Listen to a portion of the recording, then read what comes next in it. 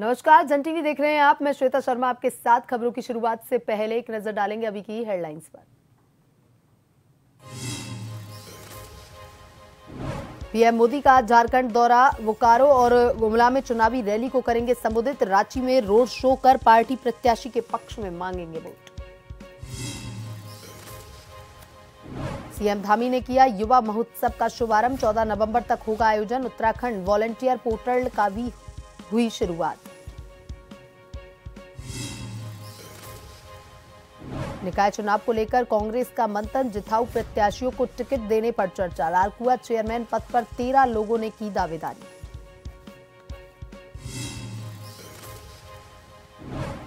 उच्च हिमालय में जड़ी बूटी दोहन पर बढ़ाई गई रॉयल्टी दरों पर फिलहाल रोक। प्रमुख वन संरक्षक को जवाब दाखिल करने के निर्देश। जनवरी में होगी मामले की अगली सुनवाई। हरिद्वार में पुलिस को बड़ी सफलता, अलग अलग जगहों से चोरी की 13 बाइक बरामद। अरेस्ट आते पर है 11 केस दर्ज।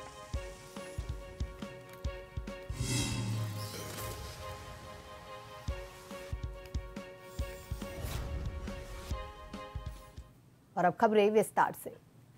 प्रधानमंत्री नरेंद्र मोदी आज चुनावी राज्य झारखंड में एक रोड शो और 2 रैलियों को संबोधित करेंगे। वे दोपहर में बोकारो में रैली को संबोधित करेंगे और उसके बाद गुमला में एक रैली करेंगे। फिर वो रांची में एक रोड शो करेंगे। रोड शो शाम को ओटीएस ग्राउंड से शुरू होकर के न्यू मार्केट चौक पर खत्म होगा।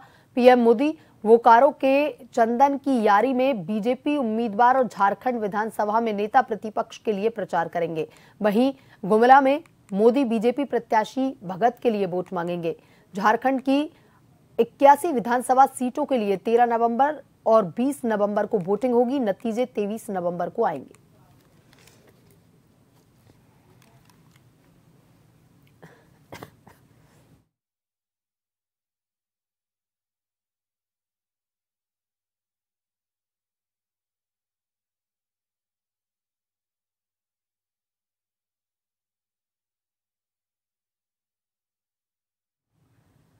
अड़तीसवें नेशनल गेम्स से पहले मुख्यमंत्री पुष्कर सिंह धामी ने प्रदेश के रक्षा दल विभाग द्वारा उत्तराखंड राज्य युवा महोत्सव का शुभारंभ कर दिया है। 10 नवंबर से 14 नवंबर तक 5 दिनों तक चलने वाला युवा महोत्सव इनोवेशन इन स्पोर्ट्स साइंस की थीम पर आधारित है, जिसमें स्पोर्ट्स साइंस की प्रदर्शनी को शामिल किया जाएगा। इस प्रदर्शनी के माध्यम से खेल और विज्ञान के विषय में जानकारियां दी जाएंगी। युवा महोत्सव के लोकार्पण के साथ मुख्यमंत्री पुष्कर सिंह धामी ने नेशनल गेम्स की website national games volunteer portal का भी शुभारंभ किया, जिसके जरिए राष्ट्रीय खेलों में युवा खिलाड़ी वॉलंटियर के रूप में काम कर सकेंगे और खेल की बारीकियों को समझ सकेंगे। वहीं उत्तराखंड राज्य युवा महोत्सव की शुरुआत पर खेल मंत्री रेखा आर्या ने युवा महोत्सव के साथ राज्य स्थापना दिवस की सभी प्रदेशवासियों को बधाई देते हुए कहा कि युवा महोत्सव में खेल जगत की कई बड़ी हस्तियां शामिल होंगी।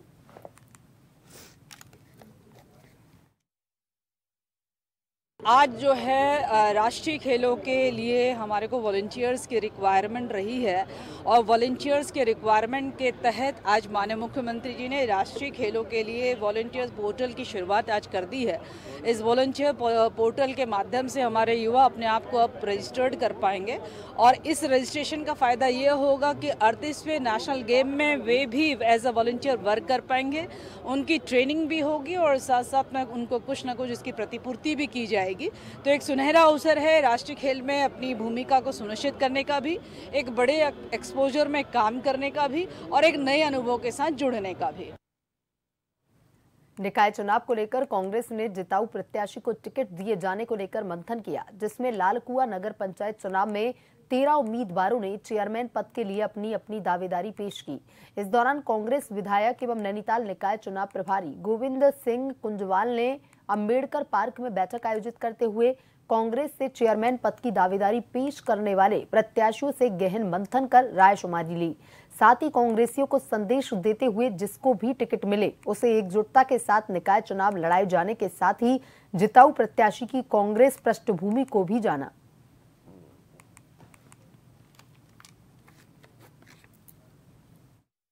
मैं ये कोशिश करूंगा कि जिसकी पृष्ठभूमि कांग्रेस की विचारधारा शुरू से आज तक कांग्रेस के प्रति रही हो, जो सक्षम भी हो, और काम कर सकता हो, जिसके बारे में अधिकांश लोग बताएंगे भी कि जीत सकता है।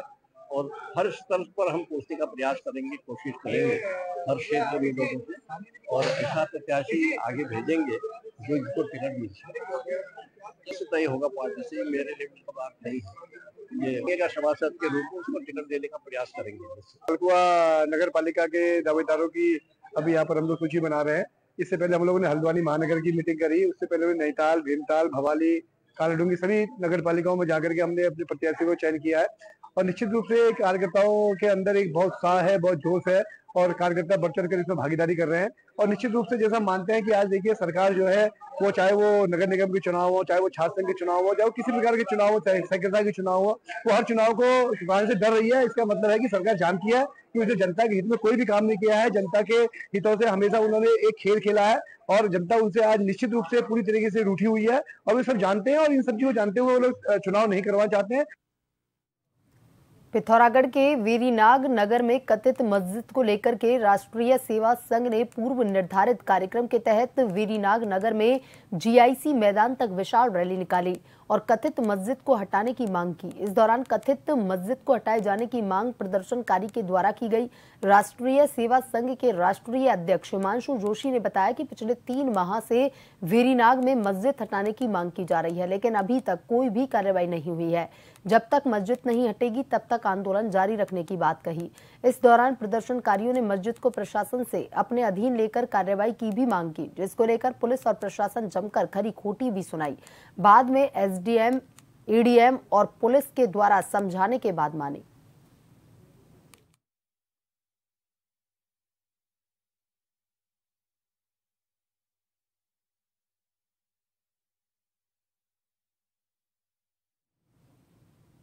ये मस्जिद का मामला 2 महीने से चल रहा है।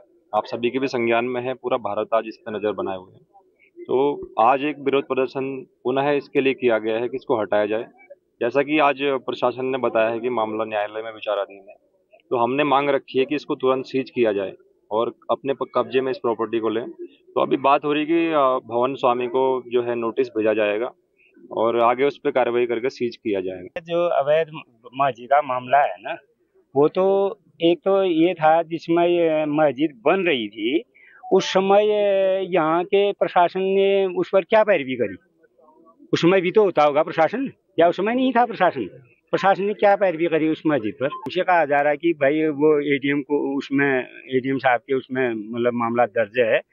अगर वो मामला दर्ज है तो इनको तो जो भवन स्वामी है उनको तो नोटिस दिए जा रहे थे कि आप काम न करें करके, क्यों मस्जिद वालों को क्यों नहीं दिए गए नोटिस? मेरा मकान तोड़ा गया तो ये मस्जिद क्यों नहीं टूट सकती है? मेरे के लिए कोई नोटिस नहीं आया, कोई केस नहीं, कोई अदालत नहीं। हमारे मैं जो कि यहाँ का रहने वाला हूँ, तो ये चीज सबके लिए एक नियम, एक कानून होना चाहिए।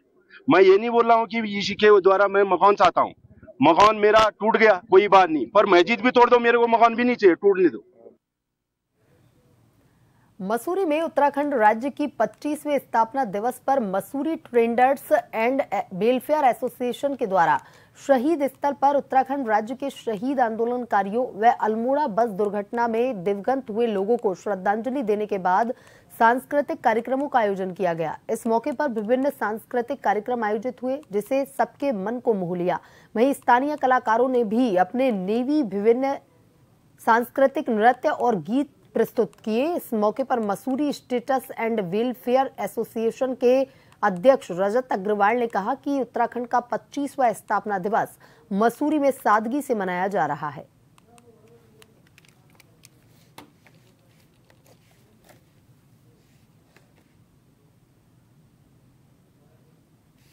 आज उत्तराखंड राज्य जिस स्तर पे पहुंच चुका है, जिस विकास की दर को छू रहा है, वो सराहनीय है।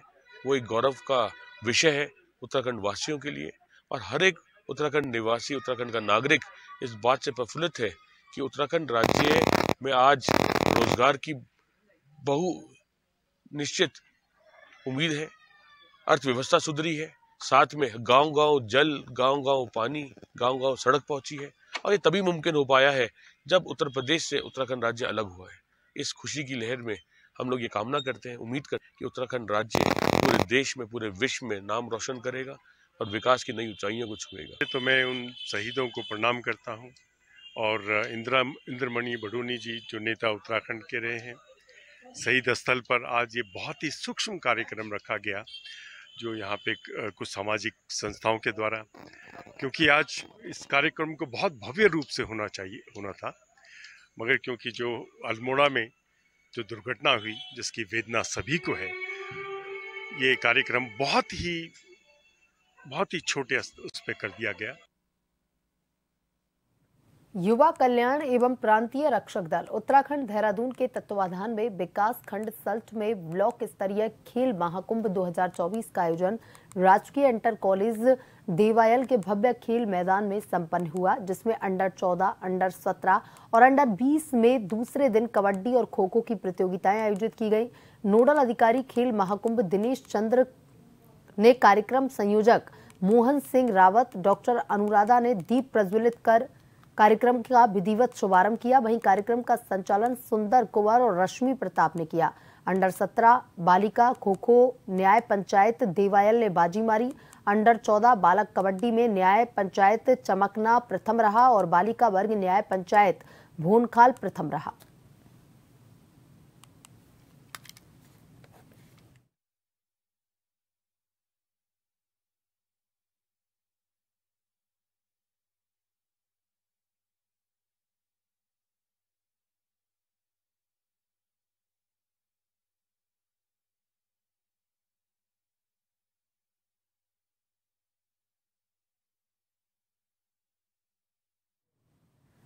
वक्त तो चला है छोटे से ब्रेक का। ब्रेक के बाद वापस खबरों की तरफ रुख करेंगे।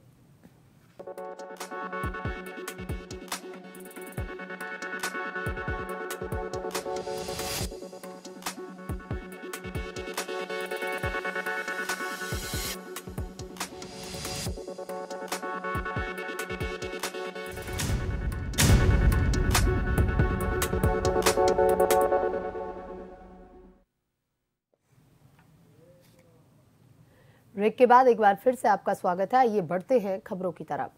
हरिद्वार वन विभाग ने एक बड़े वन तस्कर गिरोह का खुलासा किया। गिरोह में शामिल 4 तस्करों को भी गिरफ्तार करने में वन विभाग की टीम ने सफलता हासिल की।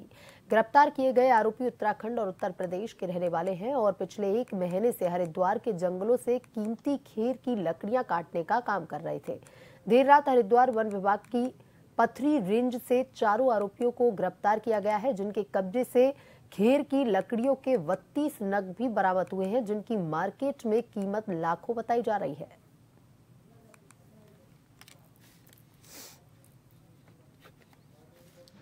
तस्वीर के माध्यम से कि कुछ लोग जो हैं वो पथरी, हमारा जो आरक्षित वन क्षेत्र है उसमें पेड़ कटान के उद्देश्य से जो है जंगल में प्रवेश करे हैं। तो उन लोगों की जो है पहचान के लिए टीम को जो है तैनात किया गया और 4 लोगों को कल जो है हमारी टीम द्वारा गिरफ्तार किया गया है। इन 4 लोगों में से जो 2 अभियुक्त हैं वो यूपी मुजफ्फरनगर के निवासी हैं और 2 हरिद्वार के निवासी हैं। इसके साथ साथ 32 नग खैर के जो गिल्टे हैं उसको बरामद किया गया है और साथ ही साथ एक महिंद्रा बोलेरो पिकअप गाड़ी को भी जो है वो सीज किया गया है। उत्तराखंड राज्य आज 24 वर्ष पूरे कर 25वें साल में प्रवेश कर चुका है। सीमांत जनपद उत्तरकाशी में कई ऐसे गांव हैं जिनको आज भी सड़क का इंतजार है। वहीं कई ऐसे क्षेत्र हैं जहां आज भी मोबाइल कनेक्टिविटी नहीं है। मोरी विकास खंड के निवासियों को आज भी विकास का इंतजार है। वहीं बात की जाए गंगोत्री क्षेत्र की तो पर्यटन की अपार संभावनाओं के बीच यहां इको सेंसिटिव जोन के कारण विकास में बाधा पैदा हो रही है।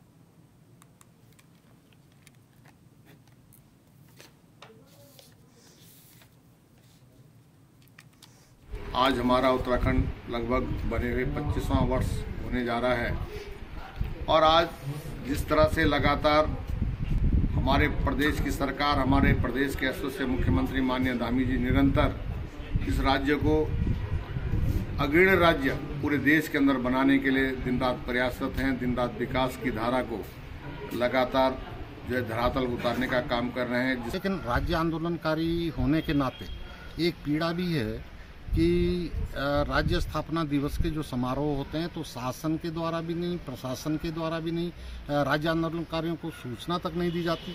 मैं एक पूर्व विधायक हूँ और राज्य आंदोलन संयुक्त संघर्ष समिति जो हमारी थी 1994 में जो राज्य निर्माण के लिए जो गठित की गई थी, मैं उसका जनपदीय संयोजक रहा हूँ। हरिद्वार की रानीपुर पुलिस और CIU की टीम ने दोपहिया वाहन चोरी की वारदातों का खुलासा करते हुए शातिर अपराधी को गिरफ्तार किया। आरोपी की निशानदेही पर अलग अलग जगहों से चोरी की गई 13 मोटरसाइकिलें भी बरामद की गई हैं। आरोपी 2022 में शिवालिक नगर में ज्वेलर्स के यहां डकैती में शामिल थे। विभिन्न राज्यों में उनके खिलाफ 11 मुकदमे दर्ज हैं। आरोपी को कोर्ट में पेश करने के बाद जेल भेज दिया गया है।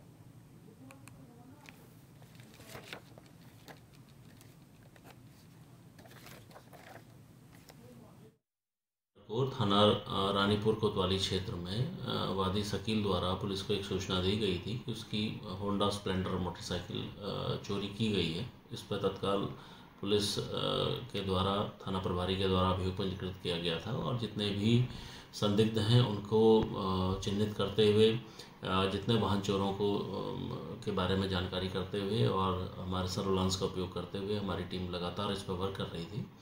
और इसमें अभी आज एक बड़ी सफलता हमें मिली है, जिसमें एक वाहन चोर पकड़ा गया है, जिससे करीब 1 दर्जन से ऊपर वाहन हमें मिले हैं, जिसमें 3 वाहन थाना रानीपुर कोतवाली के और अन्य वाहन कुछ रुड़की और लक्सर के भी इसमें प्राप्त हुए हैं। एक बिजनौर से भी चोरी किया गया है। अन्य वाहनों का भी पता लगाया जा रहा है। जो अभियुक्त है विकास, इसको पुलिस के द्वारा इसमें पकड़ा गया है। सभी पूछताछ जारी है। खटीमा क्षेत्र में 7 और 8 जुलाई को आई भीषण बाढ़ के बाद से अभी तक भी प्रभावित लोगों को मुआवजा नहीं मिला। इससे आक्रोशित लोगों ने उप जिला अधिकारी रविंद्र विष्ट का घेराव किया। खटीमा में आपदा से लोगों का भारी नुकसान हुआ था। इसका सर्वे करने के बावजूद कुछ लोगों को आज तक मुआवजा नहीं दिए जाने पर लोगों का गुस्सा फूटा। उन्होंने बताया कि आपदा से पूरा खटीमा क्षेत्र प्रभावित हुआ।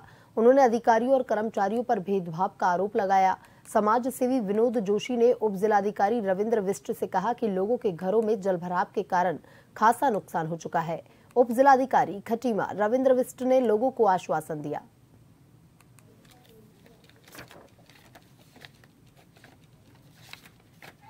वितरण का कार्य था, वो अहेतुक सहायता था जो लोगों को तत्काल रूप से दी जाती है, लेकिन हमने इसको करीब करीब वाइंड अप हो चुका है। हमारा जो पात्र व्यक्ति थे उन लोगों को हमने दे दिया, लेकिन कुछ लोग आज ऐसे आ रहे हैं कि हमें नहीं मिला है। हम देखेंगे कि पात्रता की सूची में है कि नहीं, तभी इसमें कुछ कार्रवाई की जाए। तो खटीमा में सभी को पता है किस तरह से बाढ़ आई और किस प्रकार से लोगों का नुकसान हुआ है। लोगों के घरों का सामान बह गया, जो जानवर पाल रखे थे उनका चारा आरा सब बह गया, सारी चीज़ें हमारी खराब हो गई हैं। सीएम साहब ने खटीमा को बाढ़ घोषित क्षेत्र घोषित किया था। उसके बावजूद भी उन्होंने कहा कि मैं हर घर तक जो है आर्थिक सहायता पहुंचाने का काम करूंगा, लेकिन हो क्या रहा है, उल्टा हो रहा है। इनके कहने के बावजूद भी आज तक खटीमा में 75% जनता को बाढ़ राहत का पैसा नहीं पहुंचा है अभी।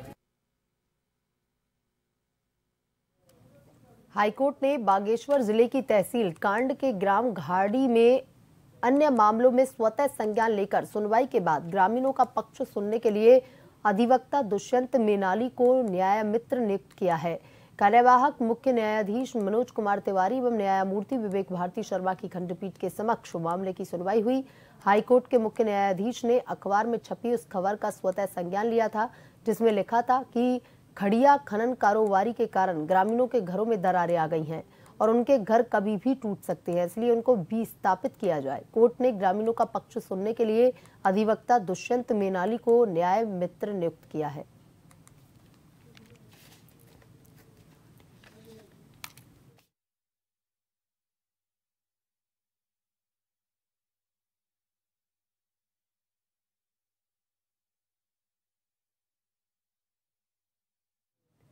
हाईकोर्ट ने उच्च हिमालय क्षेत्र में जड़ी बूटी दोहन पर बढ़ाई गई रॉयल्टी दरों पर फिलहाल रोक लगाते हुए सरकार व प्रमुख वन संरक्षक को जवाब दाखिल करने के निर्देश दिए। मामले की अगली सुनवाई जनवरी में होगी। न्यायमूर्ति पंकज पुरोहित की एकल पीठ में बागेश्वर निवासी महिपाल सिंह की याचिका पर सुनवाई हुई। इसमें कहा गया था कि वन विभाग के विभागाध्यक्ष ने 29 फरवरी को आदेश जारी कर जड़ी बूटी दोहन की रॉयल्टी में 40% वृद्धि कर दी। याचिकाकर्ता का कहना था कि जब उनको नवंबर में लाइसेंस दिया गया था तो रॉयल्टी की दर प्रति क्विंटल 106 रुपये थी। उनका लाइसेंस अप्रैल मई तक के लिए था, लेकिन लाइसेंस की अवधि पूरी होने से पहले ही रॉयल्टी दर बढ़ा दी।